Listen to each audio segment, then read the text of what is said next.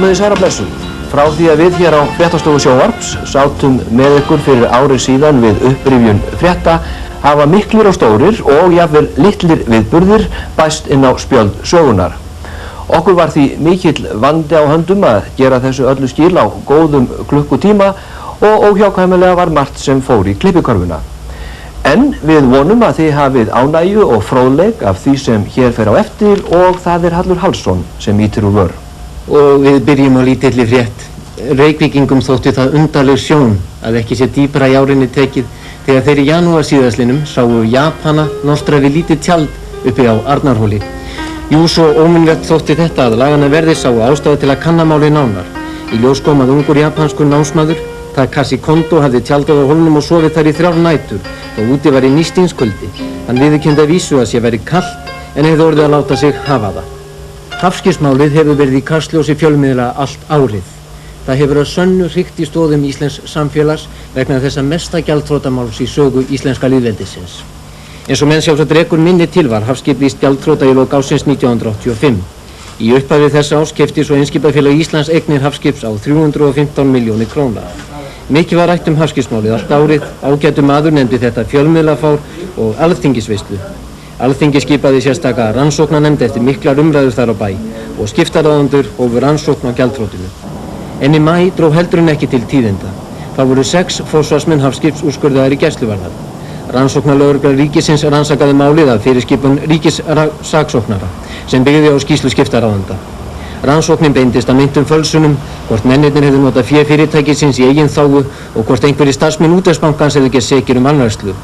Málið tók á sig undarlegustu myndir. Einn minn ágætasti vinur, Albert Guðmundsson, hann kom til mín þetta leyti. Það var svona nokkur tvísýna mína heilsu og óskaði eftir því að hann mætti aðstoða mig og útvegaði mér nokkurt fé sem að ég var tregur til að þiggja, en hann óskaði eftir út á okkar vinskap að ég myndi taka á móti til að ná heilsu. Og í kjölfarið urðu snögg og snörp orðaskipti milli félagana Albers og Guðmundar Jóð. Kröfur í þrotabú hafskips nema tæpum 2,4 milljörðum króna, 2400 milljónum og alls bárust meira en 900 kröfur í búið. Í nóvember kom svo skýrsla rannsóknarnefndarinnar útvegsbankas og hafskips. Þar voru stjórnmálamenn gagnrýndir, rætur vandans lægju sölum Alþingis, eðlilegt hefði verið að bankastjórar útvegsbankans hefðu látni víkja. Skýrslan var óvenju opinská og mæltist misjafnlega fyrir meðal þeirra sem gagnrýni sættu. En mál 6 menningana nú í höndum ríkissaksóknara og hans ákveða hvort þeir sæti ákæru eða ekki í þessu umdeildasta máli áratugarins, held ég megi fullyrða. Undir lok janúarmánaðar varð mannskæðasta slys sem orðið hefur á sviði geimvísinda. Það var þegar bandaríska geimferjan Challenger splundraðist rúmri mínútu eftir að henni hafði verið skotið á loft frá Canaveralhöfða á Flórída.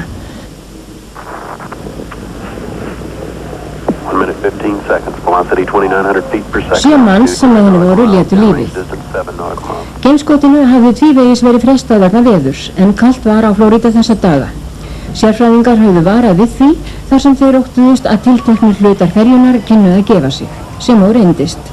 Síðar kom í ljós að smíðagalli hafði verið í annarri burðarflaug ferjunar. Með Challenger voru að þessu sinni 2 konur. Önnur þeirra var kennari, Krista McAuliffe að nafni og hafði hún verið valin til ferðarinnar úr hópi 11.000 umsækjenda. Börn og unglingar gervöll Bandaríkin biðu eftir að heyra frá henni utan úr geimnum og fylgdust því með þessu hörmulega slysi í beinni útsendingu sjónvarpsstöðva. Skákmenn okkar stóðu sig vel á árinu. 2 þeirra kræktu sér í stórmeistaratitla og við sigruðum á 5 alþjóðlegum skákmótum. Og í nóvember unnur strákarnir okkar það glæsilega afrek að hafna í 5. sæti á Ólympíuskákmótinu í Dubai. Það er besti árangur sem við höfum náð og áreiðanlega verður erfitt að betrumbæta hann þó aldrei, eigi að segja aldrei að sjálfsögðu. Leiklistinn fór af stað með smá brambolti í janúar þegar Hitt leikhúsið hugðist láta leikara í rauðhólaransi glíma á íslenska fánanum en yfirvöld leyfðu ekki svo óvirðulega meðferð á þjóðartákninu.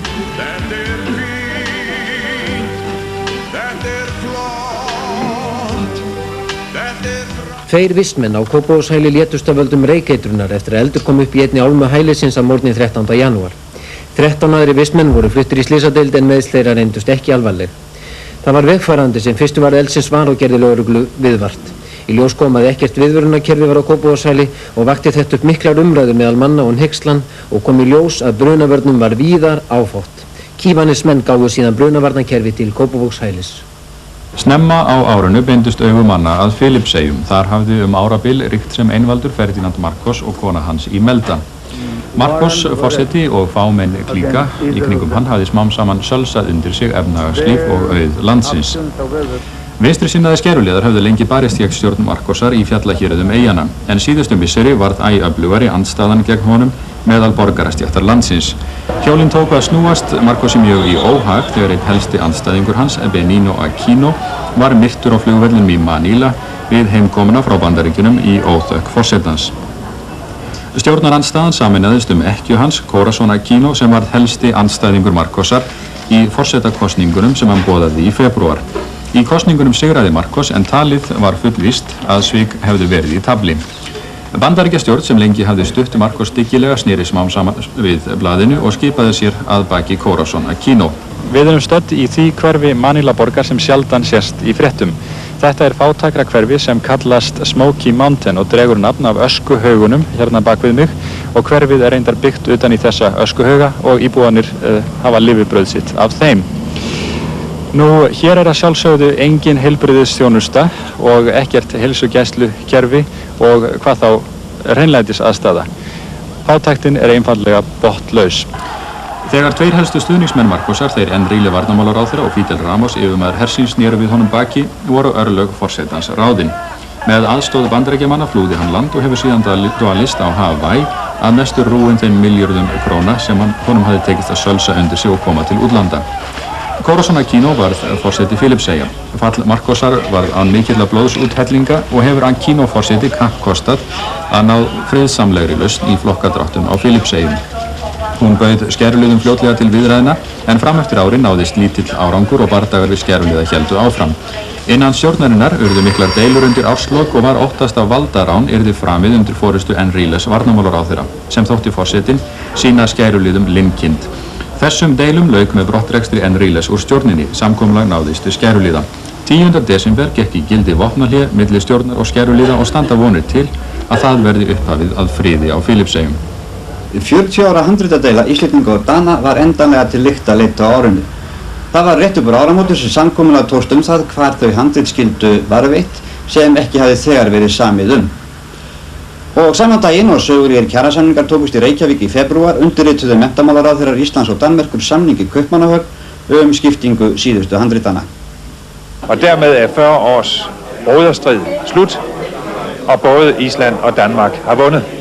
Þetta einsdæmi vafalaust í samskiptum þjóða og drengskapur Dana í okkar garði þessu máli er einstæður. Í upphafi ársins óttuðust ýmsir að nýjir kjarasamningar hefðu í för með sér nýja verðbólguholskeflu og þar með yrði efnahagsbatinn frá 1984 fyrir bí, en svo varð ekki raunin. Í febrúar sátu fulltrúar ASÍ og samtaka vinnuveitenda á stífum fundum og leituðu leiða til að ná samningum sem miðuðu að því að halda aftur af verðbólgudraugnum og auka kaupmáttu launa. Vildu samningsaðilar nota góðar ytri aðstæður í efnahagsmálum, meðal annars lækkað olíuverð og hátt verð á sjávarafurðum erlendis til þess að gera tímamóta samninga og það tókst þeim í lok mánaðarins. Áður hafðu samningsaðilar átt fundi með ríkisstjórninni og lagt fyrir hana ákveðnar hugmyndir sem stjórnvöld féllust á í aðalatriðum og höfðu gárungar á orði að nú væru aðilar vinnumarkaðarins farnir að stjórna landinu úr Garðastrætinu. Samið var áfangahækkanir launa og áttu þau að hækka samtals 13,6% á árinu. Gengið var út frá því að kaupmáttur yrði að meðaltali 5% hærri en árið á undan og verðbólgan yrði aðeins 7–8% á árinu. Eftir að samningar höfðu verið undirritaðir lagði ríkisstjórnin fram á Alþingi frumvörp ýmsar lagabreytingar sem voru forsendur samninganna. Þær voru meðal annars fólgnar í lækkun tekjuskatts og útsvars, lækkun vaxta og lækkun tolla af bílum, heimilistækjum og grænmeti, svo og grundvallarbreytingum á húsnæðislánakerfinu. Þessar breytingar miðuðu að því að launþegar ættu kost af því að fá allt að 70% af kostnaðarverði staðalíbúðar að láni til langs tíma á lágum vöxtum beint frá Húsnæðisstofnun. Klukkan 6 á morgni 1. mars var síðan undirritaður samningur milli BSRB og fjármálaráðherra laun opinberra starfsmanna og var hann í meginatriðum eins og samningur ASÍ og vinnuveitenda. Þótt samningur Alþýðusambandsins og samtaka vinnuveitenda gilti til áramóta, vildu samningsaðilar hafa vaðið fyrir neðan sig og settust þeir á rökstóla nýjan samning strax í nóvember. Eftir allstranga fundi og vökunætur tókst samkomulag sem öll aðildarsambönd Alþýðusambandsins nema samband byggingamanna og verkamannafélagi Dagsbrún áttu aðild að. Töluðu menn beggja megin samningaborðsins að nú væri brotið blað í kjaramálum hinna lægstlaunuðu. Samið var að lægstu laun verkafólks hækkuð úr 19.000 krónum í 26.500 og lágmarkslaun iðnaðarmanna í 35.000 krónur. Eftir undirskriftina höfðu oddvitar ASÍ og VFSÍ meðal annars þetta að segja. Ég tel að þessi samningur sé öflugasta aðgerð til þess að hækka lægstu laun sem að nokkurn tímann hefur farið fram í landinu. Við settum okkur það mark að ná fram hækkun launa til þeirra sem að lægst eru í launastígunum án þess að kauphækkanir flæddu yfir allan skalan. Fátt hafði jafn víðtæk áhrif á lífi almennings víða veröld sem mikil verðlækkun olíu snemma árs. Orsökin varð offramboð og mikil ósætti í OPEC-ríkjana. Olíuverð komst niður í $10 fyrir tunnuna í apríl, raunverðið var þá ekki ósvipað því sem verið hafði fyrir verðhækkanirnar miklu 1973-74. Frændur okkar normenn fóru illa út úr þessari verðlækkun, norski ríkiskassin mátti sjá á bak 20 milliarder norskara króna en fátt svo med öllu vill. Men vi må tro at en så lav oljepris også vil slå ut positivt i andre deler av norsk næringsliv som jo på mange måter er interessert i at oljen ikke for dyr. Olíuverðlækkunin varð eins og vítaminsbrauta fyrir mörg vestræn ríki en það ekki alveg ónýtt að geta minnst þessum áramótin að góðærið var hvergi meira en á gamla góða fróni. Það má segja að í aprílmánuði hafi grundvöllur verið lagður fyrir því sem sumir hafa kallað byltinguna í íslenskri fjölmiðlun. Útvarpsréttarnefnd veitti Íslenska útvarpsfélaginu heimil til að reka nýja útvarpsstöð, þá hina fyrstu eftir að einkaréttur Ríkisútvarpsins var afnuminn með lögum. Það var Bylgjan sem varð fyrst til að rjúfa alræði Ríkisútvarpsins á öldum ljósvakans 27. ágúst og samkvæmt hlustendakönnunum í haust reyndist hún njóta verulegra vinsælda meðal hlustenda á sunnanverðu landinu. Starfsemi nýju sjónvarpsstöðvarinnar, stöðvar 2, hófst ekki alveg jafn átakalaust og urðu nokkrar tafir á að útsendingar gætu byrjað. Það var 9. október sem stöðin batt enda á 20 ára einræði Ríkissjónvarpsins en tæknileg vandamál töfðu þessa tímamóta útsendingu 20 mínútur. Fréttaútsendingar stöðvarinnar hófust ekki fyrir en 4 dögum síðar. Meiri gróska þó framundan í íslenskri fjölmiðlun því nú fyrir jólin hóf ný útvarpsstöð starfrækslu sína, það var kristilega útvarpsstöðin Alfa. Þá fyrirhugað að í byrjun ársins hefji Íslenska útvarpsfélagið rekstur nýrrar útvarpsrásar á Reykjavíkursvæðinu, svo höfuðborgarbúar þurfa þó ekki að kvíða tilbreytingaleysinu í útvarpsmálum á næstunni. Segja má að flugleiðir hafi lent í kröppum dansi með 2 Fokkervélar sinna á árinu og það sem meira þessi 2 atvik urðu á svo til sama blettinum á Reykjavíkurflugvelli.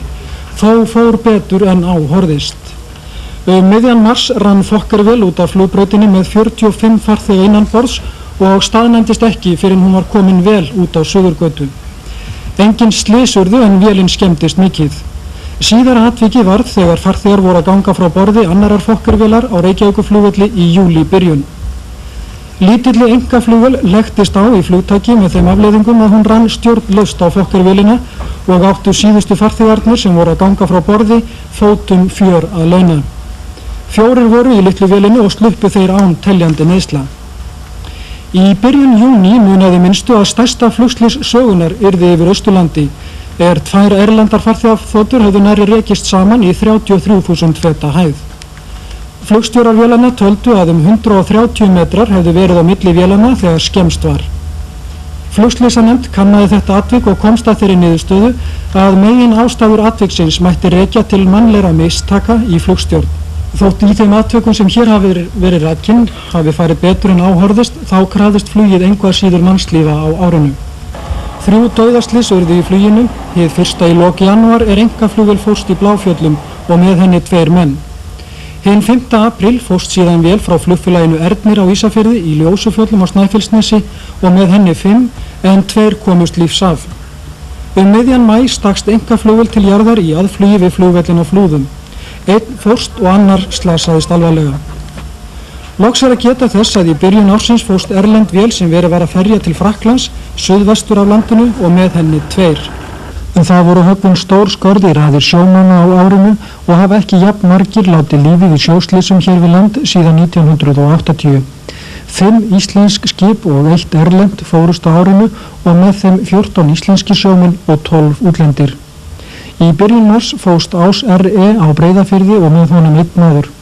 Síðar í sama mánuði fórust 2 Trillan Sigurður Þórðarsson GK fórst í mynni Skerjafjarðar. Undir lok nóvember hófst mikil sjóslysaalda Arnar I.S. fórst við Selatanga austan Grindavíkur og með honum 2 menn. Þann 18. desember fórst Tjaldur I.S. á Ísafjarðardjúpi og með honum áhöfnin 3 menn. 6 af 11 manna áhöfn á flutningaskipinu Suðurlandi fórust skipið sökk djúpt út af landinu á jólanótt. 5 komust lífs af. Sólarhring síðar strandaði erlent flutningaskip Sínett við eina skrúð í mynni Fáskrúðsfjarðar. 12 manna áhöfn frá Bretlandi og Grænhöfðaeyjum fórst. Og eins og svo oft áður voru það þó umferðarslysin sem kröfðust flestra mannsfórna á árinu sem var að líða. Miðjan desember höfðu 24 látið lífið í umferðarslysum á árinu en það nákvæmlega sama tala og á sama tíma árið 1985. Sá atburður sem flestum án efa minnisstaðastur frá Norðurlöndum á árinu 1986 var morðið á Olof Palme forsætisráðherra Svíþjóðar. Hann var myrtur á götu í Stokkólmi að kvöldi dags hinn 28. febrúar. Morðið vakti óhug og í fjölmiðlum var vart annað fjallað. Dagskrár útvarps- og sjónvarpsstöðvar röskuðust og flestar stöðvar voru með sérstakar útsendingar frá Stokkólmi, þar á meðal íslenska sjónvarpið. Olof Palme var að koma gangandi 11-leytið í gærkvöldi ásamt konu sinni Lísbeth úr kvikmyndahúsi neðar við Sveavegen þessa götu hér. Hér á horninu við Tunnelgatan réðst að þeim 1 eða fleiri tilræðismaður og skaut á þau hjón. Lísbeth særðist en ekki lífshættulega en Palme féll við særður 2 kúlum í brjóstið. Umfangsmestu lögreglurannsókn í sögu Svíþjóðar var hrundið af stað en þrátt fyrir nokkrar handtökur virðist fátt benda til þess að lögreglunni muni takast að handtaka morðingjan eða morðingjana. Reiði og harmur ríktu í Svíþjóð en þrátt fyrir það menn staðránir í því að láta morðið ekki breyta þjóðfélaginu á verri veg. Efter mordet på Olof Palme så har medvetenheten om det goda och det fina i det svenska samhället ökat. Och på det sättet så har uppslutningen kring vår demokrati blivit starkare. Í maíbyrjun brast meirihluti ríkisstjórnar Kåre Willochs í Noregi. Við stjórnartaumunum tók Gro Harlem Brundtland, leiðtogi verkamannaflokksins, en fróðir menn segja að í ráðuneyti hennar séu hlutfallslega fleiri konur en í nokkurri annarri ríkisstjórn í heiminum. Straumur flóttamanna hófst að nýju til Norðurlanda eftir nokkur hlé. Að þessu sinni komu flóttamennirnir Berlín og var fjöldinn svo mikill á tímabili að tjaldbúðir voru reistar fyrir flóttamenn í Kaupmannahöfn. Ríkisstjórn Schlüters í Danmörku þótti vinna mikilvægan pólitískan sigur í þjóðaratkvæðagreiðslu breytingar á stjórnskrá Evrópubandalagsins sem hart hafði verið deilt í Danmörku. Du nöjd med resultatet af afstemningen i går? Det er jeg bestemt. Vi fik en meget klar afgørelse fra de danske vælgere. Hinn 9. ágúst var framið óvenju bíræfið bankarán og mannrán í Helsinki í Finnlandi. Ræningin tók upphaflega 11 manns í gíslingu en hélt síðan með 3 þeirra í bifreið frá Helsinki. Í borginni Mikkeli í mið-Finnlandi reyndi lögreglan að bjarga gíslunum með þeim afleiðingum að bíll ræningjans sprakk í loft upp og lét hann lífið ásamt einum gíslinum. Hústökumenn eða besettera nefna sig hópar fólk sem setjast að í auðu húsnæði og neita að fara á brott. Margt þetta fólk atvinnulaust og húsnæðislaust þótt ekki sé það þó einhlítt. Í haust urðu mikil átök milli hústökumanna og lögreglu við Ríasgötu í Kaupmannahöfn og má heita að þar hafi ríkt umsáturs ástand og nú í desember kom aftur til harðvítugra átaka annar staðar í Kaupmannahöfn. Í ágústlok lést Urho Kekkonen fyrrum Finnlandsforseti og einn áhrifamesti stjórnmálamaður á Norðurlöndum áratuga skeið. Það setti heldur betur svip á danskt þjóðlíf Danir í fyrsta skipti tóku þátt í úrslitum heimsmeistarakeppninnar í knattspyrnu. Má segja að vart hafi verið annað hugsað í Danmörku knattspyrnu meðan á keppninni stóð.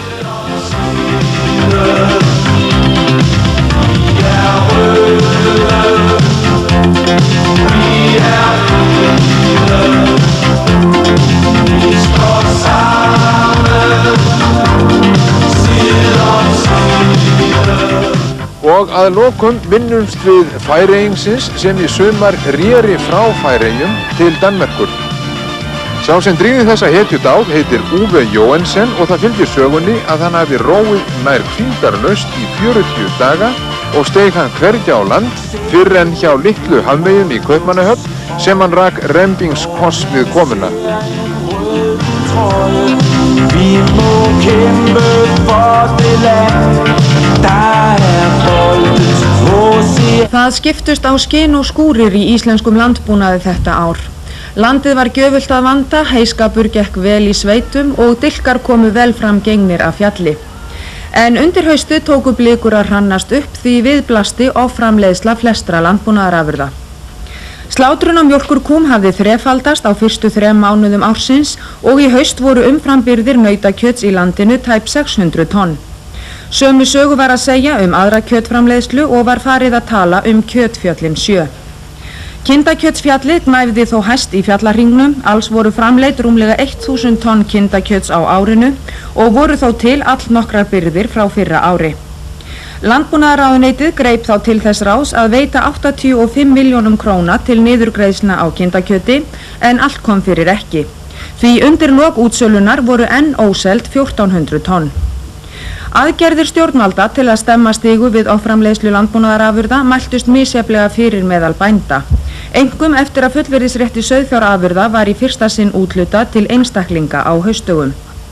Þá var bændum einnig boðið upp á að selja eða leigja fullveldisrétt sinn en það tilboð var á bændafundum kallað landeiningastefnan og gengur sumir svo langt að segja úthlutun fullveldisréttarins stjórnarskrárbrot. Mörg dýr voru dýrleg á þessu ári. Kvígaein í Holtum tók að sér folald og lamb auk kálsins sem gengur undir henni. En í Gilsfirði vestur fæddist tvíkynja kálfur með 5 fætur. 5. fóturinn datt af og fór forgörðum því að hundarnir voru búin að ná hann sko. Gáfaðasti fugl landsins, Tjaldur, verti á best varða stað landsins inni á milli flugbrautar Reykjavíkurflugvallar. Dýr sóttu helstu viðburði ársins. Hreindýr flög með mýflugi til Reykjavíkur frá Berufirði á 200 ára afmælishátíð Reykjavíkurborgar og það var fjarri því að hreindýrið útbíaði flugvélina. Þessi dýr heita jú hreindýr. Örn hitti 2 sjónvarpshrafna á dagskrárfundi á Kjalarnesi rétt fyrir leiðtogafundinn. Örn vildi ekkert láta upp fundinn sem fór út þúfu eins og sjá má. Fágætur gestur, blöðruselur Gorban að nafni, strandaði á leið til fundar Reagans og Gorbachevs. Gorban var eini gesturinn sem ætlaði á fundinn sem var skotinn. Þegar vetur gekk í garð átti margur Þröstur erfitt uppdráttar en þegar rætt var við Þröst og spurt hvað hann vildi þá sagði hann pylsu með steiktum lauk. Uppkomst sérstætt sakamál í febrúar þegar ungur maður, fyrrverandi bílstjóri hjá Mjólkursamsölunni í Reykjavík, viðurkenndi að hafa stólið mjólkurvörum frá fyrirtækinu og selt þær í verslanir í Reykjavík og nágrenni. Fljótlega kom í ljós að fleiri starfsmenn og fyrrverandi starfsmenn voru viðriðnir málið. Nokkrum dögum síðar játuðu 16 menn að hafa stólið mjólkurvörum og selt þær í verslanir fyrir helming heildsöluverðs. Kaupmenn og starfsmenn 24 verslana á höfuðborgarsvæðinu voru yfirheyrðir vegna málsins og í ágúst gaf ríkissaksóknari út ákærur á hendur 5 starfsmönnum samsölunar og 8 kaupmönnum vegna þessa máls. Nemendur í grunnskólum á nokkrum stöðum á landinu fengu óvænt frí í febrúar. Eftir að Kennarasamband Íslands boðaði röskun á skólastarfi féllist fjármálaráðherra ekki á að greiða grunnskólakennurum í Kennarasambandi Íslands þann 5% mun sem þá var á launum þeirra og félagsmanna hins íslenska kennarafélags. Aðgerðir þessar fjöruðu út eftir að launamunur þessi var leiðréttur og fjármálaráðherra ákvað að viðurkenna bandalag kennarafélaga sem heildarsamtök og samningsaðila kaup og kjör kennara. En víkjum þá sögunni suður að Miðjarðarhafi. Aðfaranótt 15. apríl gerðu Bandaríkjamenn loftárásir á Líbíu. 10 manna létu þar lífið og 100 slösuðust, flestir óbreyttir borgarar. Gaddafi, leiðtogi landsins, slapp naumlega en fósturdóttir hans beið bana og eiginkona hans og 2 synir meiddust. Bandaríkjastjórn sagði árásina til þess ætlaða að binda enda á hryðjuverkastarfsemi Gaddafis og kvaðst hafa sannanir fyrir því að hann hefði staðið að baki mörgum illvirkjum sem hefðu ekki hvað síst orðið bandarískum borgurum að fjörtjóni. Lengi hefur verið kali milli stjórna Bandaríkjanna og Líbíu. Meðal annars deila þær Sirtuflóa sem Bandaríkjamenn telja alþjóðlega siglingaleið en Líbíumenn segja lúta sinni lögsögu. Meðan ástóð flotaæfingum Bandaríkjamanna þar í mars söktu þeir 3 líbískum varðbátum til að hefna fyrir áreitni líbískra flugvéla. Og hnútukastið varð æharðara á árinu. Reagan talaði Gaddafi sem óðan hund og boðaði frekari loftárásir á Líbíu ef hann léti verða af hótunum sínum áframhaldandi árásir á bandaríska hagsmuni. Gaddafi sagði Reagan hins vegar ekki hafa vit til að stjórna stórveldi. Evrópuþjóðir höfðu af þessu beygð, óttuðust að árásir Líbíumanna myndu bitna á sér. Þær reyndu því að stilla til friðar og höfnuðu tilmælum Bandaríkjamanna viðskiptabann á Líbíu. Í október upplýstu bandarískir fjölmiðlar að stjórn Reagans hefði haldið uppi tilbúinni ófrægingarherferð gegn Gaddafi. Þær uppljóstranir urðu til þess að talsmaður bandaríska utanríkisráðuneytisins Bernard Kalb sagði af sér. So you face a choice as an American, as a spokesman, as a journalist, whether to allow oneself to be absorbed in the ranks of silence, whether to vanish into unopposed acquiescence or to enter a modest descent. Íslendingar tóku í fyrsta skipti þátt í söngvakeppni Evrópskra sjónvarpsstöðva sem fór fram í Björgvini í Noregi 3. maí. Eftir að lag Magnúsar Eiríkssonar Gleðibankinn hafði verið valið af 5 manna dómnefnd var söngkópurinn Æsi myndaður með þeim Pálma Gunnarsinni, Helgu Möller og Eiríki Haugsinni innanborðs. Þegar myndbandinu í keppnislæginu hafði verið sýnt í Evrópu þóttu möguleikar Íslendinga verulegir á því að ná langt í keppninni. Myndbandi hlaut svo góða dóma að helstu veðmangarar í Lundúnum hikuðu ekki við að slá því fram að Gleðibankinn yrði í 1. til 5. sæti. Síðustu dagana fyrir keppnina gekk sá orðrómur í Björgvin að Suður-Evrópu þjóðirnar hefði hótað því að hætta þáttöku ef lag frá Skandinavíu myndi vinna eina ferðin enn. Æsi-hópurinn hlaut 19 stig í keppninni og hafnaði í 16. sæti en sigurvegarinn varð 14 ára stúlka frá Belgíu, Sandra Kim, með lagið Sjömlái. Þú skalt syngja lítið lag lífsgleðina sjálfa í brjósti þér. Baráttan gegn vímuefnum setti svip á maímánuð. Lions-hreyfingin á Norðurlöndum sameinaðist að gera fyrsta laugardag í maí ár hvert að sérstökum norrænum baráttudegi gegn vímuefnum. Þess vegna efndu íslenskir Lionsmenn til dagskrár í Reykjavík og víðar undir kjörorðunum vímulaus æska. Svipað leyti var í beinni útsendingu hér í sjónvarpinu þáttur undir þessum sömu kjörorðum. Að honum stóðu auk sjónvarpsins ýmis félagasamtök sem sameinuðust að stofna landssamtök foreldra fyrir vímulausa æsku. Í þessum þætti var athyglinni beint að þeirri hættu sem ungmennum stafar af vímuefnum. Þar komu meðal annarra fram unglingar sem lent höfðu í vítahring vímuefnanna. Ég vissi það að ég gat ekki verið, myndi ekki ná tvítugsaldrinum með þessu áframhaldi. Að það koma þær stundir þegar maður er búin að reyna allt til að hjálpa barninu. Að maður fer jafnvel að hata það og óska þess að það myndi deyja, svo að þessari áþján muni ljúka. Meðan á þættunum stóð gafst fólki kostur á að hringja og láta skrá sig í þessi nýju landsamtök. Og þau fóru sannarlega vel af stað því að þegar í upphafi létu þúsundir manna skrá sig. Mesta slys í sögu kjarnorkuknúinna raforkuvera varð síðla í apríl austur í Sovétríkjunum. Það voru Svíar sem fyrst urðu varir afleiðinga slysins skyndilega mældist mjög aukin geislavirkni í loftinu. Fljótlega bárust böndin á Sovétríkjunum þrátt fyrir að því væri í fyrstu neitaði Moskvu að nokkuð hefði gerst. En svo viðurkenndu Sovétmenn að eitthvað hefði farið úrskeiðis í Tjernobyl nærri Kív og Sovétmenn segja nú að 28 manns hafi látist vegna afleiðinga geislunar og í brunanum sem varð í kjarnakljúf nr. 4. Orsakir slysins voru að starfsmenn unnu að óleyfilegum tilraunum og aftengdu allan sjálfvirkan viðvörunar og stöðvunarbúnað og mistu svo stjórn á kjarnakljúfnum með þeim afleiðingum að eldur varð laus og mikið magn geislavirkra efna slapp út í andrúmsloftið. Þess var vart víða í Vestur-Evrópu, mest og í Skandinavíu þar sem meðal annars var að banna neyslu fisks úr þúsundum stöðuvatna og í ljós kom að stór hluti hreindýrastofns sama var svo mengaður geislavirku sesíum að kjötið var ónýtt. Undir árslok tilkynntu sovésk yfirvöld að búið væri að grafa kjarnakljúf 4 í Tjernobyl undir 300.000 rúmmetra af steinsteypu og engin geislavirkni slippi lengur út og mögulega yrði einhverjum þeirra 130.000 sem voru fluttir á brott lyftast nú aftur heim næsta vor. Bæjar- og sveitarstjórnarkosningar fóru fram í lok maí. Þar urðu ýmiss konar sviptingar sem tengdust mönnum og málefnum á hverjum stað. Eins og venjulega beindist athygli manna mjög að kosningunum í Reykjavík og persóna Davíðs Oddssonar borgarstjóra var miðlæg í allri kosningabaráttunni. Það var því ekki síður persónulegu sigur hans þegar Sjálfstæðisflokkurinn vann mikinn kosningasigur í Reykjavík. Við höfum gagnrýnt núverandi borgarstjórnar meirihluta fyrir flokksræði. Já, ég vil auðvitað byrja á því að óska Sjálfstæðisflokknum til hamingju með að hafa fundið Davíð Oddsson. Þetta er fyrsta skipti sem hann sést í þessari kosningabaráttu fyrir utan auðvitað í myndasíðum Morgunblaðsins. Ég held satt að segja að hann var eiginlega týndur austur við Ölfusvatn. Og ég tel að borgarstjóri hafi alls ekki staðið við það lofur sem hann gaf þegar hann settist í stólinn að vera borgarstjóri allra Reykvíkinga. Hann er bara borgarstjóri Sjálfstæðisflokksins. Nú, einnig vil ég bara sýna hvernig Sjálfstæðisflokkurinn lítur á okkur minnihlutarhópana eins og kom fram á DV-fundinum að vilja ekki mæta þar. Ég hef nú vísu gaman að því að ég skulle vera sameiningatákn þessar ólíku flokka og það sé það eina sem að stjórnandi getur ímyndað sér í upphafi að þau séu sammála Hvað eru þið eiginlega að slá ykkur upp með þessu? Sjálfstæðisflokkurinn og Alþýðubandalagið, þið eru mjög líkir, þú og hann Davíð.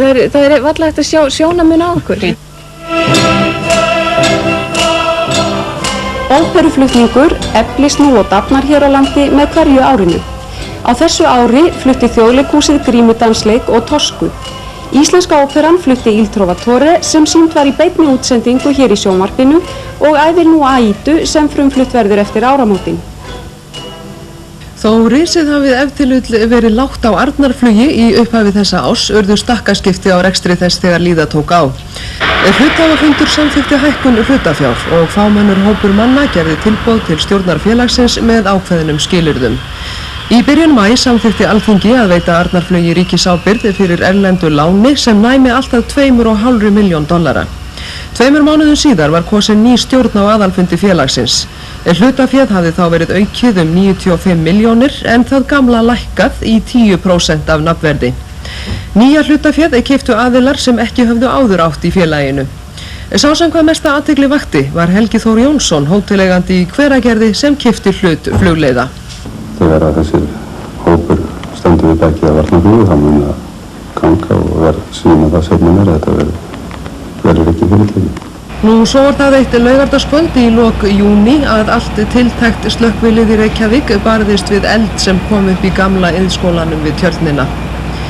Þó upphaflega legði aðeins sakleysislegan reyk af turni hússins breyttist eldurinn skjótt út og menn óttuðust að gamla húsið yrði logunum algjörlega að bráð. En betur fór en á horfðist, eldurinn sem átti upptök sín í gömlum radíófóni í húsinu olli að vísu tjóni sem ekki varð metið til fjár. En menn brugðust skjótt við og á undraskömmum tíma var gamli turnin endurbyggður og skartaði sínu fegusta á afmæli Reykjavíkur. Snemma á árinu var endurbundin á nær 30 ára einræði Duvalier-feðgana á Haítí, þeirra François lækni sem á sínum tíma var kallaður Papa Doc og Jean-Claude sem tók við 19 ára gamall og gekk jafnan undir nafninu Baby Doc. Mikill fagnuður var meðal fólksins á Haítí þegar fréttist að Baby Doc væri farin úr landi og vonbrigðin urðu því þeim mun meiri þegar hann birtist allt í einu og sagðist hvergi fara enda nyti hann enn fyllsta stuðnings. Ólgandi reiði braust út og bitnaði engum á hinum illræmdu hersveitum hans. En dagar hans á forsetastóli reyndust í raun taldir því að Bandaríkjastjórn hafði snúið við honum baki. Eftir að hver þjóðin af annarri hafði neitað honum samastað leyfðu Frakkar honum að setjast að við Miðjarðarhaf. Nágrannarnir í Mið-Ameríku voru mikið í fréttunum á árinu. Sérstaklega Nicaragua þar sem Bandaríkjastjórn reyndi að þjarma að stjórn sandinista. Kontraskæruliðarnir svo nefndu héldu áfram að herja á landið frá bækistöðum sínum í Honduras en stjórnarher sandinista hrakti þá jafnóðum yfir landamærin aftur og þá stundum lengra en þeim bar. Stríðið olli vaxandi þrengingum meðal íbúa Nicaragua og æ ofta sló í brýnu milli stjórnvalda og stjórnarandstöðu. Dagblaðið La Prensa var bannað og einn biskupa kaþólsku kirkjunnar rekinn úr landi, hvoru tveggja að sagt var vegna þess að þessir aðilar hefðu þegið fjárstuðning frá Bandaríkjunum og óskað stuðnings þeirra við kontraskæruliða. Innan Bandaríkjana var stefna Reagans í máli þessu afar umdeild og óttuðust margir að hann myndi draga þjóðina út í nýtt eins konar víetnamskt fen. Í júnilok fékk Reagan-forseti þingið þó eftir mikið þóf til að samþykkja $100 milljón aðstoð við kontraskæruliða. Svipað leyti komst Alþjóðadómstóllinn í Haag svo að þeirri niðurstöðu að Bandaríkjamenn hefðu gerst brotlegir við alþjóðalög með ýmsum aðgerðum gegn Nicaragua. Hátíðahöld ársins voru vafalítið haldin í New York 4. júlí á þjóðhátíðardegi Bandaríkjanna, en þá varð frelsisstyttan 100 ára. Síðustu 2 ár hafði verið unnið að viðgerð á styttunni, en hún var farin að láta nokkuð á sjá eftir að hafa lýst sæfarendum við innsiglinguna til New York í heila öld. Það voru Frakkar sem gáfu styttuna og var Mitterrand Frakklandsforseti heiðursgestur hátíðarinnar. Reagan Bandaríkjaforseti lýsti styttuna upp með litríkum leysigeislum og því næst hófst mesta flugeldasýning í New York í manna minnum. Snjóalög voru óvenjulega mikil á sumum fjallvegum og afréttum sunnanlands. Þessar myndir voru teknar á Fjallabergsleið syðri í júlí. Í júlí rak ís langt suður með ströndum og tefti siglingar fyrir Húnaflóa og spillti veiðum.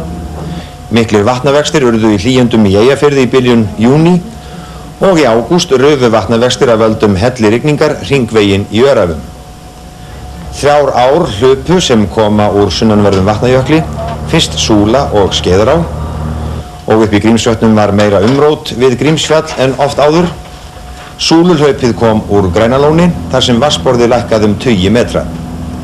Í nóvember hljóp svo Skaftá og kom í ljós á skjálftamælum að líklegt var að 2 smágos höfðu orðið í sigkalli þeim efst í Skaftárjökli sem hlaupið kom úr. Í fyrsta skipti í sögunni, mörgum til óblandinnar ánægju, hófst útsala eitt síðdegið í sumar á ákveðnum léttvínstegundum í Reykjavík. Og svo yfirlýsing fylgdi þessu jafnframt að hvenar sem ástæða þætti til að rýma lager í framtíðinni yrði gripið til útsölu af þessu tagi. Nú það ekki sama hver en nokkru síðar greip rannsóknarlögreglan á Akureyri í taumana og stöðvaði umfangsmikla bjórframleiðslu sem hafði starfað undir yfirskyni heildverslunar og selt bjór í ríkum mæli, mestmegnis til Reykjavíkur ásamt landa. Fram eftir ári fór spenna vaxandi í Suður Afríku og bjuggust flesti við að dragi til tíðinda milli stjórnar hvíta minnihlutans og þeirra sem berjast gegn aðskilnaðarstefnunni. Nefnd á vegum aðildarríkja breska samveldisins reyndi að miðla málum og finna friðsamlega lausn en árangurinn varð ekki teljandi. Ríki innan Evrópubandalagsins beittu sér mörg hver fyrir því að samþykktar yrðu efnahagslega refsaðir gegn Suður Afríku. Breska og vesturþýska stjórnin voru þessu ansnúin og lýsti Margaret Thatcher forsætisráðherra Bretlands því margoft yfir að viðskiptaþvinganir myndu bara gera illt verra og skaða þá mest sem þjást þar fyrir. Stjórnin í Pretoríu hótaði því að nágrannaríkin í sunnanverðri Afríku fengi að kenna á því fyrst allra yrðu efnahagsþvinganir samþykktar. Á árinu bárust við og við tíðindi átök blökkumanna og stjórnvalda þar sem tugir manna létu lífið. Það var svo í júní að stjórn Suður Afríku setti svokölluð neyðarlög sem skiptu sköpum þróunina í Suður Afríku á þessu ári. Öryggislögreglan í landinu lét til skarar skríða gegn þeim sem hvað mest höfðu haft sig frammi og talið að stjórnin hafi nú 20.000 manns í haldi í krafti neyðarlagana. Þessi lög höfðu þó annað í för með sér sem ekki síður alvarlegt. Fjölmiðlum innlendum sem ellendum voru settar strangar skorður varðandi fréttaflutning frá landinu. Fréttamönnum var bannað að fara svæði þar sem átök höfðu orðið. Nú í desember var enn hert á ritskoðunarreglum og fréttir á rústrum eru ekki sendar út nema með samþykki stjórnarinnar. Þar voru ekki margar jákvæðu fréttirnar frá Suður Afríku en þess má geta að blökkumannaleiðtoginn Desmond Tutu var gerður að erkibiskupa Jóhannesarborg við hátíðlega athöfn í sumar. Forseti Mósambík, Samora Machel, átti á yfirborðinu vinsaleg samskipti við stjórnina í Pretoríu en ekki hefur tekist að komast til botns í orsökum flugslys þar sem Machel og fleiri létust á leið frá Suður Afríku. Stjórninni þar var kennt en hún staðhæfði að sovjeskur flugmaður vélarinnar hafi verið ölvaður þegar slysið átti sér stað. Stjórn hvíta minnihlutans hefur síður en svo slakað á klónni og ekkert hvikað frá kynþáttaaðskilnaðarstefnunni.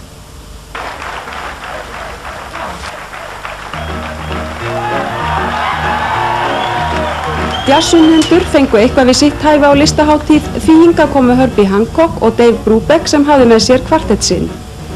Léttsveit Ríkisútvarpsins hélt sína fyrstu opinberu tónleika í haust og var þeim útvarpað beint á Rás 2. Í júlí varð uppi fótur og fit hér á landi þegar Bandaríkjamenn hótuðu okkur viðskiptaþvingunum vegna hvalveiða okkar og sölu okkar á hvalafurðum til Japan. Hvalveiðum var hætt tíma og Halldór Ásgrímsson sjávarútvegsráðherra fór til Washington til viðræðna við Malcolm Baldrige viðskiptaráðherra Bandaríkjanna. Deilan snerist í raun neyslu á hvalkjöti. Sættir tókust með þjóðunum í þessu sérkennilega máli og Íslendingar hófu að háma í sig hvalkjöt, en ekki voru allir ánægðir. Í nóvember var 2 hvalbátum sökkt í Reykjavíkurhöfn og skemmdarverk voru unnin á hvalstöðinni í Hvalfirði. Hefndarverkamennirnir komust undan með flugleiðavél til Luxemburgar áður en menn höfðu andvara á sér. En það var auðsætt hver tilgangurinn með skemmdarverkunum var. Sea Shepherd samtökin böðuðu sig í sviðsljósi fjölmiðla og Paul Watson, höfuðpör samtakana, lýsti ábyrgð á hendur þeim. Well, we don't regard what we did as violent because we took every precaution to ensure that there were no injuries. The vessels were not to be touched if there were any people on board them, and the crew were instructed not to use explosives. Í aprílmánuði spurðist það út í Afganistan að Babra Karmal forseti væri fallin í ónáð og í maí var tilkynnt að Muhammad Najibullah, yfirmaður öryggislögreglulandsins, væri orðinn forseti. Þessar breytingar höfðu þó engin áhrif á hernaðinn í landinu, þar var barist af sömu grimd og hörku og raunin hefur verið allt frá innrás Sovétmanna jólaleiti 1979. Þó að Sovétmenn hveittu eitthvað að liði sínu heim voru vestræni sérfræðingar sammála að því færi fjarri að þeir væru að liðna tökin í Afganistan.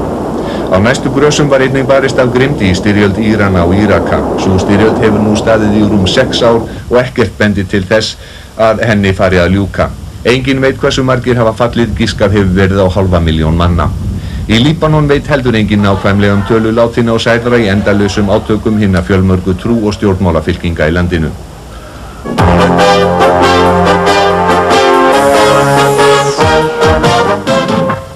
Íslenska landsliðið í handknattleik náði frábærum árangri á árinu.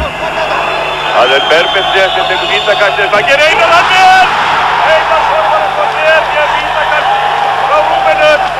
Ég er afti, Guðmundur, já, bæta bara við, 25. markinu.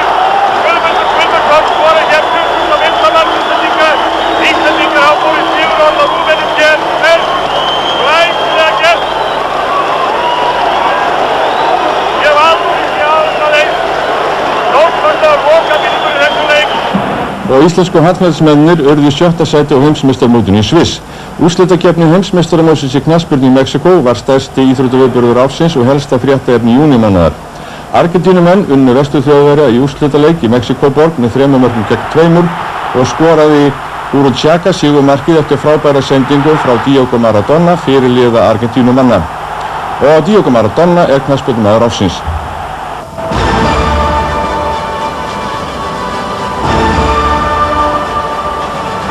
Það vakti mikla athygli þegar aðalpersóna okurmálsins, Hermann Björgvinsson, hvarf af landi brott miðjan apríl, skömmu áður en fyrirhugað var að birta honum ákæru í sakadómi Kópavogs.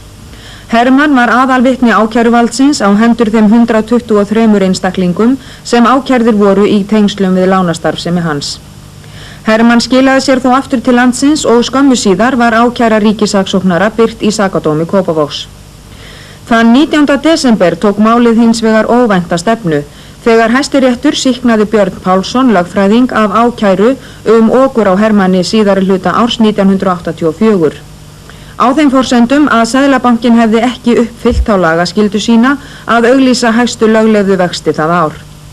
Þar með virtist púðrið úr okurmálinu. Forsetakosningar voru haldnar í Austurríki í júní og barst baráttan út fyrir landamæri ríkisins vegna afskipta alþjóðasamtaka gyðinga. Sigurstranglegasti frambjóðandinn var Kurt Waldheim, fyrrum aðalframkvæmdastjóri Sameinuðu þjóðanna. Gyðingar sökuðu hann um vitneskju og jafnvel hlutdeild í hryðjuverkum á Balkanskaga í síðari heimsstyrjöld þar sem hann hafði þjónað í þýska hernum. Waldheim vísaði þess á bug og sagði þessar ásakanir eiga rætur að rekja til óánægju Ísraelsmanna og Bandaríkjamanna með störf sín hjá Sameinuðu þjóðunum en allsherjarþing þeirra beitti sér þá mjög gegn Ísraelsmönnum. Þrátt fyrir miklar deilur sigraði Waldheim í kosningunum með yfirburðum. Kosning hans hefur valdið erfiðleikum í samskiptum Austurríkis og Ísraels auk annarra ríkja. Það má segja að á vormánuðum hafi orðið tímamót í starfsemi Háskóla Íslands. Því þann 30. apríl veitti menntamálaráðherra Verkmenntaskólanum á Akureyri formlega heimild til að auglýsa aðfaranám að kennslu á háskólastigi í iðnrekstrarfræði fyrir þetta haust. Auk þess sem ákveðið var að eiginlegt háskólanám skyldi hafið á Akureyri strax haustið 1987. 25 ára afmælis Berlínarmúrsins var minnst á árinu. Nokkrum dögum eftir afmælið tókst austurþýskri fjölskyldu að aka í gegnum Checkpoint Charlie en það heyri til algjöra undantekninga slíkar flóttatilraunir yfir múrinn takist. Flóttamönnum frá Sri Lanka virtist þó auðvelt að komast í gegnum Berlínarmúrinn því Austur-Þjóðverjar leyfðu öllum sem komu til Austur-Berlínar að fara vesturum, uns þar kom að samningar tókust að stöðva þennan straum. Þá höfðu tugþúsundir sótt hæli í Vestur-Berlín og varð að hýsa marga í gámum, uns húsnæði fannst. Reykvíkingar héldu upp á 200 ára afmæli borgarinnar þann 18. ágúst. Hátíðahöldin hófust með opinberi heimsókn forseta Íslands til Reykjavíkur. Vigdís sótti fund borgarstjórnar og ávarpaði borgarfulltrúa. Á þessum afmælisdegi votta Íslendingar allir, hvar í sveit sem þeir eru settir, Reykjavík vináttu sína. Geysilegur mannfjöldi safnaðist saman í miðbænum eftir hádegið, enda var veður með eindæmum yndislegt. Í Lækjargötunni beið lengsta afmælisterta sem getur hinn síðari ár og fékk forsetinn fyrstu sneiðina. Ekki voru allir á eitt sáttir ágæti hnallþórunnar og varaði S.A.A. sitt fólk við að bragða á henni vegna sérrísins sem hún var bragðbætt með. Hvernig bragðast? Mjög góð. Hvað finnst þér? Æðisleg. Já, hún er rosaleg. Það var ekki ónýtt að vera ungur þennan dag. Yngstu kynslóðinni var boðið upp á andlitssnyrtingu og þeir sem ekki voru orðnir 17 máttu keyra bíla. Tónlistamenn léku listir sínar og hljómskálagarðurinn varð að paradís barnanna. Að kvöldi afmælisdagsins var skemmtun á Arnarhóli þar sem splunkuný og umdeild hljómflutningstæki borgarinnar voru í aðalhlutverki. Næstu 2 kvöld voru djass- og poptónleikar og var þetta allt sýnt í beinni útsendingu hér í sjónvarpinu. Á poptónleikunum reyndist kraftur nýju hljómflutningstækjana meiri en öllum líkaði. Maður nokkur hótaði því að skjóta þá sem á pallinum væru með haglabissu ef ekki yrði dregið niður í þeim. Sem betur fer lét maðurinn ekki hendur standa fram úr ermum þetta kvöld og eru Bubbi Mortens og aðrir sem komu fram enn í fullu fjöri. Hátíðahöldin fóru sem sagt öll hið besta fram og kostuðu herlegheitin það bil 34 milljónir króna.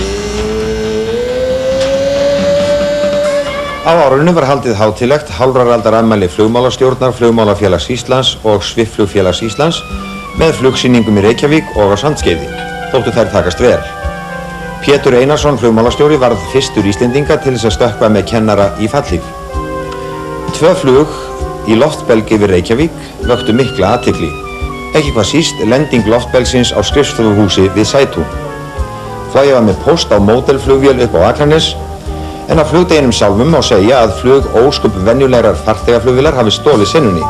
Þegar reynsluflugmaður á nýrri 19 manna flugvél af gerðinni Dornier DO 228 velti henni yfir flugvellinum eftir að hafa stöðvað annan hreyfilinn. Á sýningun á Sandskeiði kepptu svifflugur athygli áhorfenda við þessa agnarsmáu vélflugu og svo listflugvél Björns Thorodsens. Á mesta bílaári Íslandssögunar horfa menn með bjartsýni til framtíðarinnar þegar þessir bílar leysa vandann, til dæmis þegar hjónin rífast bílinn, þegar erfitt að leggja í stæði eða erfitt að komast torfærur því hvað sagði ekki skaldið? Er ekki hægt að lyfta þessu upp á örlítið hærra plan? Á árinu var formlega bundin endir á einokun bandarískra skipafélaga til að annast flutninga fyrir bandaríska varnarliðið. Hljóðið fór að þyngjast í ráðamönnum hér á landi vegna þessa máls líða tók á árið og mitt sumar hótuðu stjórnvöld því að þau myndu beita sér fyrir lagasetningu þegar Alþingi kæmi saman í haust sem bannaði siglingar með varning til landsins ef þær væru ekki reknar á jafnréttisgrundvelli. Matthíasson utanríkisráðherra fór í lok ágúst vestur haf og átti viðræður í Washington við George Shultz, utanríkisráðherra Bandaríkjanna og lyktaði þessum viðræðum með samkomulagi jafnan rétt skipafélaga beggja þjóðanna til flutningana. Í samningnum, sem viðauki við varnarsamning þjóðanna, gert ráð fyrir að íslensk og bandarísk skipafélög skipti flutningunum milli sín eftir ákveðnum reglum. Á þessu ári komu bandarísku rokkstjörnurnar Fats Domino og Jerry Lee Lewis báðir hingað til tónleikahalds, hvor í sínu lagi þó. Breska hljómsveitin The Shadows hélt tvenna tónleika á listahátíð við mikinn fögnuð fjölmargra aðdáenda sinna hér á landi. Listahátíð í Reykjavík lauk 16. og 17. júní með poptónleikum í Laugardalshöll.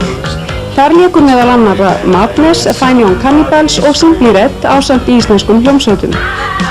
Sá poppari sem síðastur varð til að heimsækja okkur á þessu ári var Bonnie Tyler.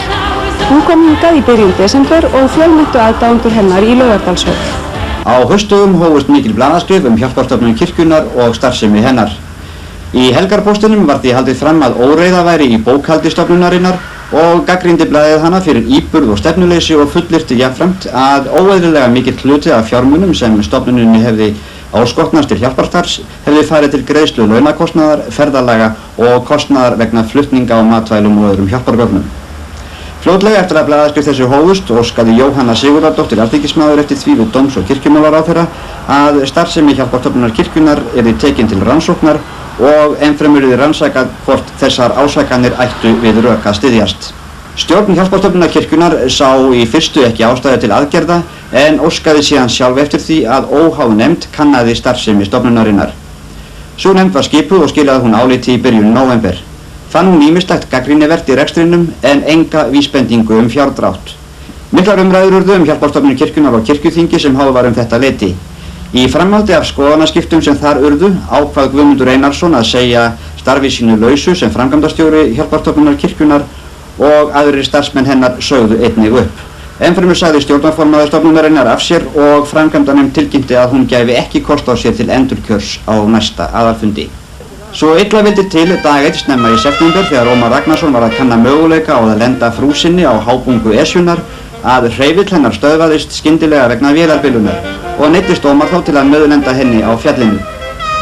Nauðlendingin tókst giftusamlega og slapp Ómar ómeiddur en frúin skemmdist hins vegar nokkuð en minna en áhorfist í fyrstu og þurfti hún á hjálp að halda til að komast til byggða.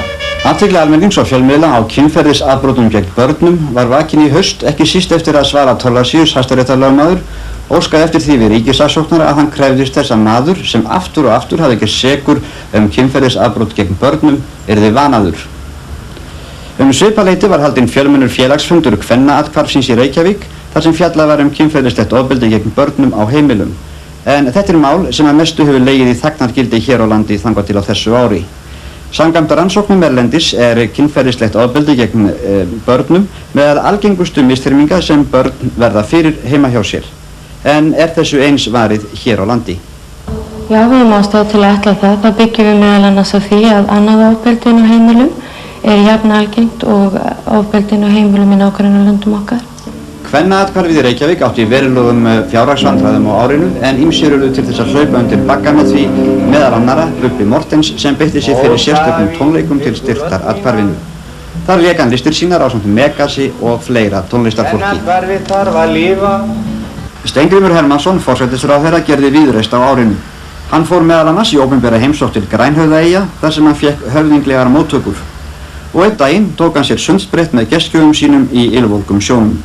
Og ekki voru það síðri móttökurnar sem íslenski forsætisráðherrann hlaut í opinberi heimsókn hans til alþýðulýðveldisins Kína. En þar hitti hann að máli valdamestu menn þar í landi. Og frá Kína lá leið Steingríms og fylgdælis til Japans. Þar ræddi hann við Nagasone forsætisráðherra og fleiri ráðamenn. But this is rock and roll.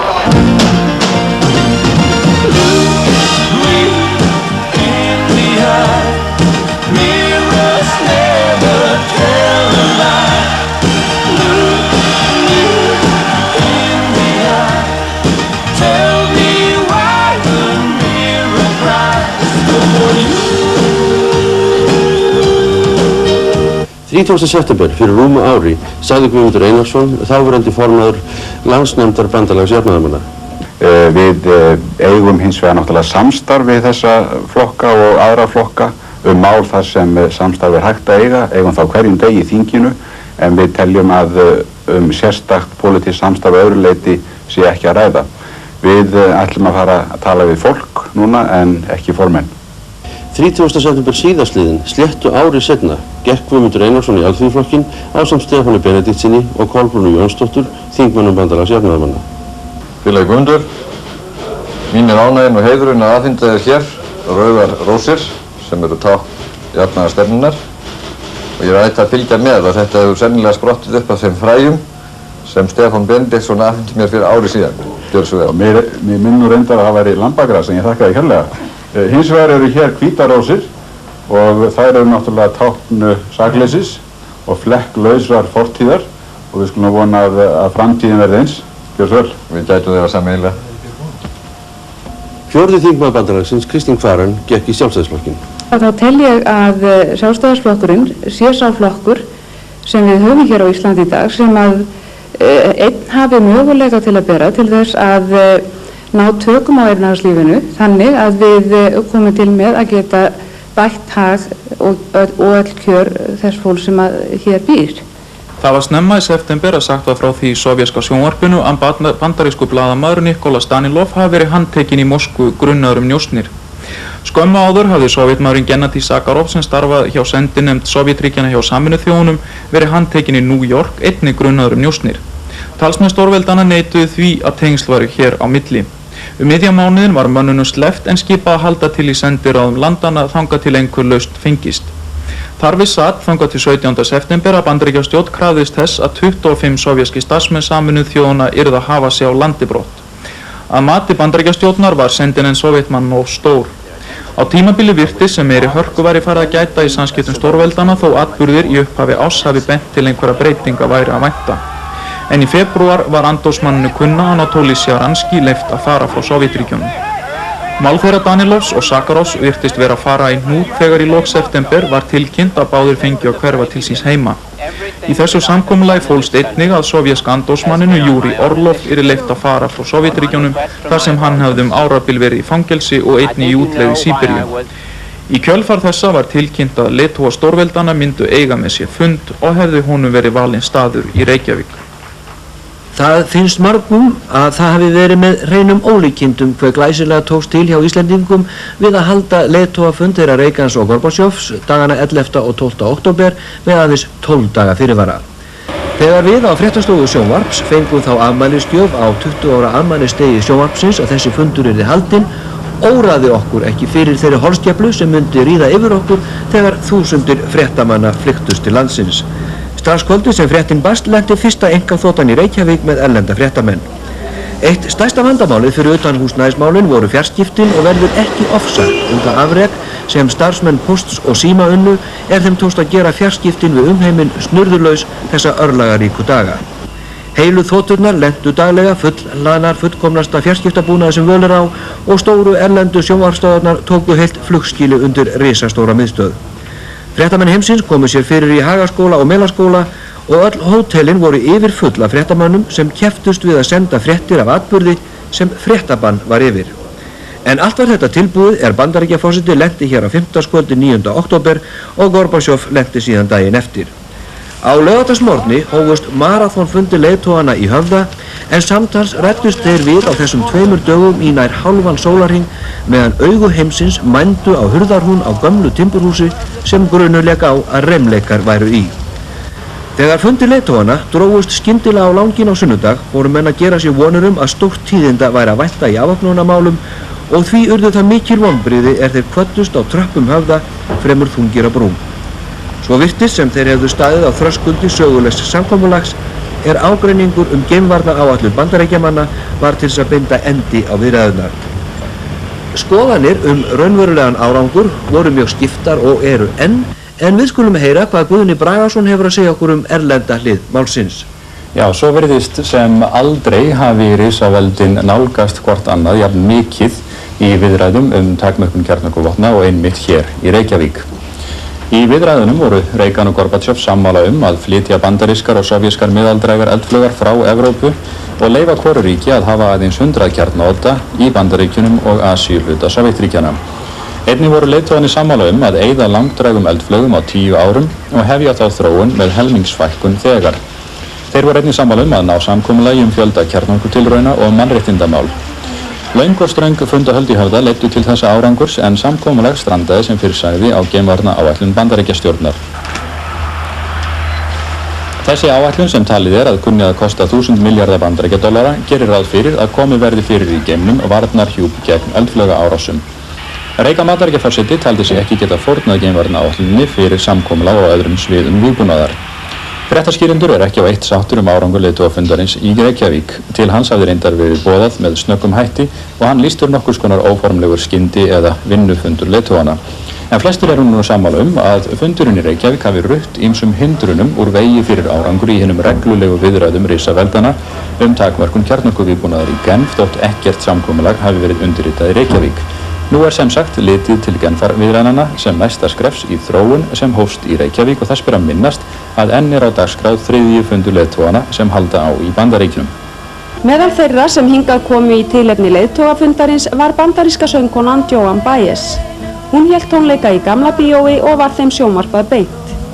Joan heimsótti Halldór og Auði Laxness að Gljúfrasteini þar sem þau tóku lagið saman.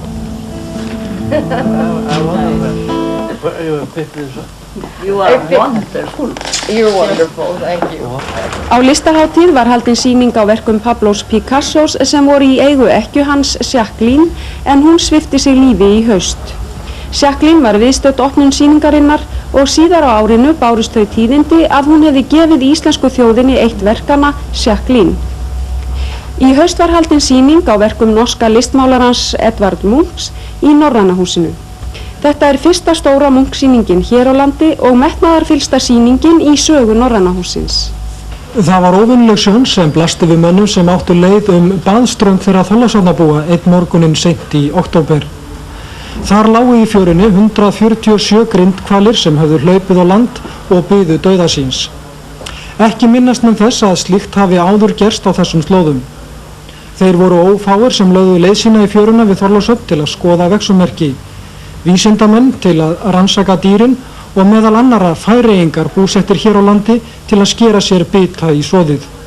Hallgrímskirkja, stærsta guðshús landsins, var vígð sunnudaginn 27. október.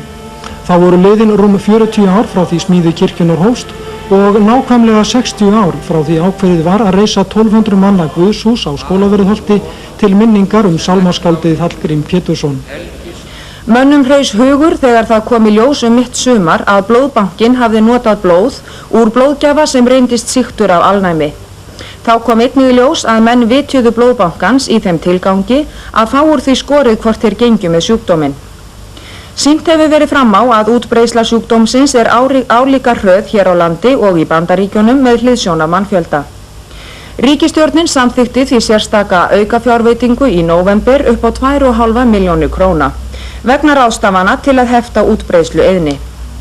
Á sama tíma var hrundið af stað sérstakri kynningarherferð í grunnskólum landsins þar sem meðal annars var dreift myndböndum af kastljósþætti sjónvarpsins þetta efni. Náttúruhamfarir voru sem betur fer ekki oft á árinu en í október var gríðarlegt tjón þegar miklir jarðskjálftar gengu yfir Mið-Ameríkuríkið El Salvador. Mest var tjónið í höfuðborginni San Salvador og talið að 1200 manns hafi farist. Erlendar hjálparstofnanir brugðust fljótt við og brátt barst aðstoð hvaðan af að. Tjónið var gífurlegt og talið að 200.000 manns hafi mist heimili sín. Menn voru slegnir óhug þegar fréttir bárust frá Afríkuríkinu Kamerún að 1200 manns hafi kafnað þegar hræringar urðu í Gígvatni og eiturgas leystist úr læðingi. Gasið lagðist yfir byggður umhverfis vatnið eins og teppi og kæfði bæði menn og skepnur. Í Norður-Evrópu hefur almenningur nú sívaxandi áhyggjur af mengun. Skógar Vestur-Þýskalands og margar annarra ríkja eru illa farnir á loftmengun og breskar verksmiðjur spúa eiturlofti sem spillir vötnum í Skandinavíu. Ástandið er víða orðið mjög slæmt. Í Kílarfirði og Kattegat drast fiskur unnvörpum síðlás vegna súrefnisskorts og mikil hætta vofir yfir Eystrasalti af sömu orsökum.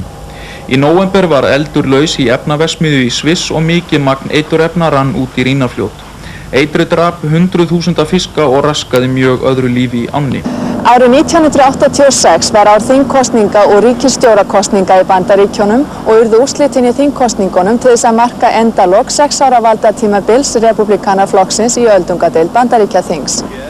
Fyrri part árs, eða allt fram að fundi Reagans og Gorbatsjov, þóttu vinsældir forsetans heima fyrir með eindæmum.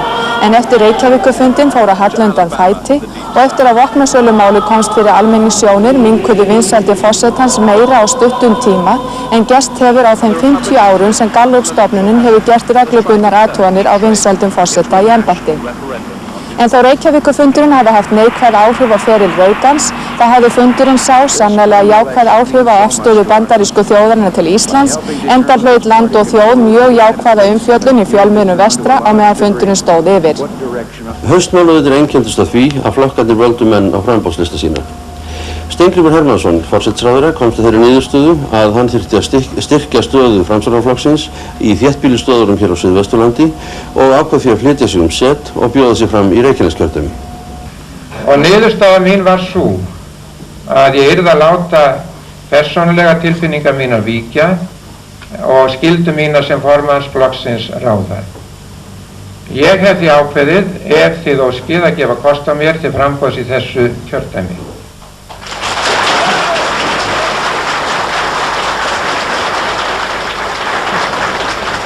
Þrátt fyrir vinsældir ríkisstjórnarinnar í skoðanakönnunum tókst stjórnarflokkunum ekki að flytja þær vinsældir yfir á flokkana sjálfa. Og vaxandi fjöldi Alþýðuflokksins olli þeim áhyggjum. Þorsteinn Pálsson sagði: Það ljóst að ef kosningaúrslit yrðu í samræmi við niðurstöðu þessarar könnunar að þá allar líkur á því að hér yrði mynduð ný vinstri stjórn og menn þekkja reynsluna af þeim. Það nánast fullvíst að þá myndi verðbólguhjólið fara á fulla ferð á nýjan leik með þar af leiðandi kaupmáttarskerðingu og hnignun í þjóðarbúskapnum. Áramótin eru flokkarnir enn í sárum eftir prófkjörin. Þó ekki hafi komið til klofnings nema á einum stað, Norðurlandskjördæmi eystra, eftir að Stefán Valgeirsson neitaði að taka sæti á lista Framsóknarflokksins. Það Framsóknarmenn í Norðurlandi eystra sem hafa óskað eftir því að ég færi í framboð í fyrsta sætið og ég segi það hér og nú að ég verð við þeirri áskorun. Eina íslenska kvikmyndin sem frumsýnd var á árinu er Stella í orlofi. Þar fjallað á gamansaman hátt þjóðaríþróttina meðferð gegn áfengissýki. Það verður að hreinsa þetta við, skal við svo kosti ekki. Allt í þetta. Það tilbúin að blása á þetta? Já, ég alveg.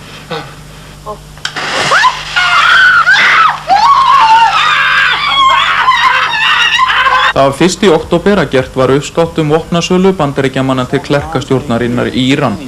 Hér kom fram misbrestur í málflutningi Reagans Bandaríkjaforseta sem heitið hafði því að meðan hann var í forseti yrði ekki samið við hryðjuverkamenn né þau ríki sem leyndi að ljóst veita þeim stuðning.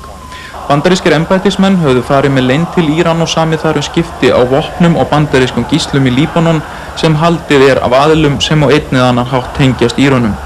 Milligöngu þessa sölu höfðu Ísraelsmenn sem framan af sögðust ekkert vita þessi viðskipti. En hér hékk fleira á spýtunni. Gróðinn af þessum viðskiptum var lagður inn á bankareikningi Sviss sem kontraskæruliðar í Nicaragua höfðu síðan aðgang að. Í kjölfar þessari uppljóstrana sagði öryggismálaráðgjafi Reagans, John Poindexter, af sér embætti og starfsmaður þjóðaröryggisráðsins Oliver North var rekinn. Gíslarnir sem fengu frelsi voru fyrir Lawrence Jenko sem sleppt var í sumar og í nóvember var David Jacobsen einnig sleppt. Frelsi þessara manna hefur orðið Reagan forseta dýrkeypt því skoðanakannir hafa sýnt að vinsældir hans heima fyrir hafa aldrei verið minni og hafa fjölmiðlar krafist þess að þeir sem vissu viðskiptin og bankareikningin yrðu látnir sæta ábyrgð. Og hefur forsetinn sjálfur þar ekki verið undanskilinn. Frá upphafi hefur Reagan sagt að hann hafi ekkert vitað málið og hefur forsetinn vist óöruggur þegar hann hefur verið spurður greiðslur til kontraskæruliða. Síldarvertíðin fór stirðlega af stað á þessu hausti vegna mikillar óvissu sem ríkti vegna síldarsölusamninga okkar við Sovétmenn. Á meðan leiðtogar stórveldanna sátu á rökstólum í Höfða satt samninganefnd Íslendinga og Sovétmanna á löngum og ströngum fundum vegna síldarsölusamningana. En íslenski ráðamenn lýstu því yfir að sérmál Íslendinga myndu ekki reifuð við fulltrúa Sovétríkjanna á meðan leiðtogafundurinn stæði. Sovétmenn hafa undanfarin ár keypt af okkur eða yfir 200.000 tunnur af saltsíld á ári samkvæmt viðskiptasamningi en virtust nú ekki tilbúnir að ræða nema 40.000 tunnur og buðu 40% lægra verð en í fyrra.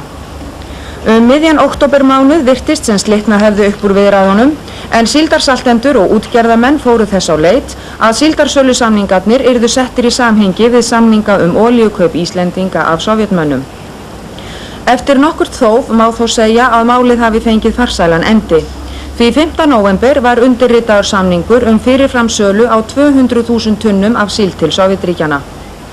Og svo það sagan af górilunni Jambo sem breytti hugmyndum manna þessa apategund og samfærði milljónir sjónvarsáhorfenda víða heim að górilur séu raun blíðlind, dýr og langt í frá jafn ógnvekjandi og margar sögur herma. Jambo hlúði að litlum dreng sem féll niður í górilugryfjuna í dýragarðinum á Ermasundseyjum og passaði upp á hann drengnum var bjargað. Andrew Bretaprins og Sarah Ferguson heilluðu og milljónir manna sem horfðu á brúðkaup þeirra sem sjónvarpað var beint víða veröld. Það kom mörgum á óvart, ekki síst starfsmönnum Borgarspítalans, þegar fréttist í byrjun desember að hafnar væri viðræður að ríkið kaupi hlut Reykjavíkurborgar í sjúkrahúsinu. Óskum þessa viðræður kom frá yfirmönnum Reykjavíkurborgar þegar sýnt var að sjúkrahúsið færi af daggjaldakerfi yfir á föst fjárlög. Starfsmenn spítalans mótmælti þessum áformum kröftulega og innan Sjálfstæðisflokksins hefur einnig verið talsverð andstaða. Eftir nokkurt þó hefur verið ákveðið að ganga frá þessum kaupum nú eftir áramótin. Keppni í skíráti sem haldin var á þorravöku nemenda í menntaskólanum við Sund, þar sem kennari og nemandi kepptu, gæti verið áminning fyrir þá sem kynna að ætla sér of mikið í góðærinu sem spáði. Hér sannast í enn að kapp er best með forsjá og sár þær best sem síðast hær.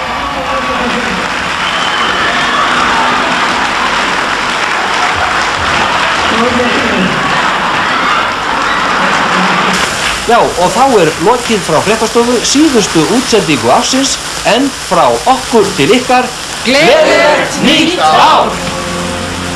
Æja, gleðilegt ár. Takk fyrir að kalla.